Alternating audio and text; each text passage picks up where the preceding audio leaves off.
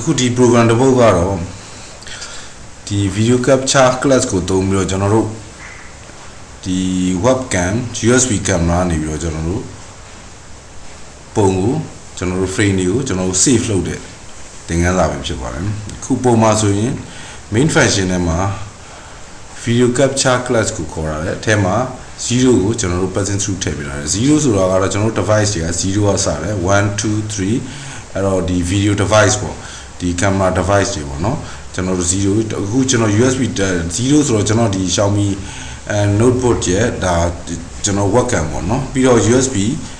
နောက် camera တစ်ခုထည့်မယ်ဆိုရင်1ဖြစ်သွားမှာပေါ့နော်ဒီလိုပဲအစိမ့်နဲ့တတ်မှတ်တယ်ပြီးတော့ capture.read ဆိုတဲ့အချိန်မှာ return ကနှစ်ခုကိုပြန်ပေးတယ်အဲ့တော့ video ဆိုပေမဲ့လည်းသူက frame တစ်ခုအနေနဲ့ပုံတစ်ခုစီနဲ့တစ်ခုစီအနေနဲ့ဒါလည်းဖမ်းမြင်ခြင်းဖြစ်တယ် RET ကတော့နောက်ထပ် return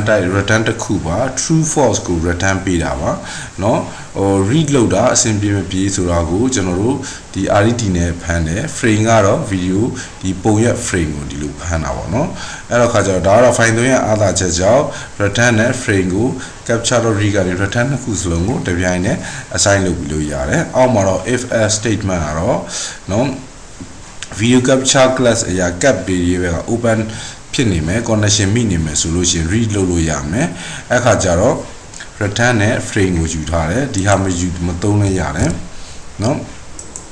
else ကတော့ return ကို false ပြန်ပေးလိုက်တာပါ return ဒီ true ဖြစ်နေမှသာလေ frame တွေရနေမှာဖြစ်ပါတယ်အဲ name window ပြီးတော့ while loop ထဲမှာတော့ကျွန်တော်တို့ကပုံကို video အနေနဲ့မကြည့်ဘူးကျွန်တော်တို့ကလောလောဆယ်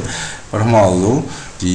image show အနေနဲ့ပုံကို snap ရိုက်ပြီးတော့ပြတဲ့ပုံစံအတိုင်းလုပ်ထားတယ်ပြီးတော့ capture release ဆိုပြီးတော့ video device ကို release ပြန်ပေးလိုက်တယ်အဲ့တော့ program ကို run ကြည့်ရင်ဘယ်လိုဖြစ်မလဲ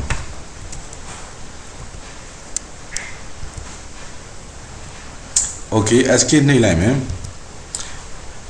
ဒါဆိုရင် video device ကနေပြီးတော့ stay image အနေနဲ့ပုံတစ်ပုံကိုရရှိ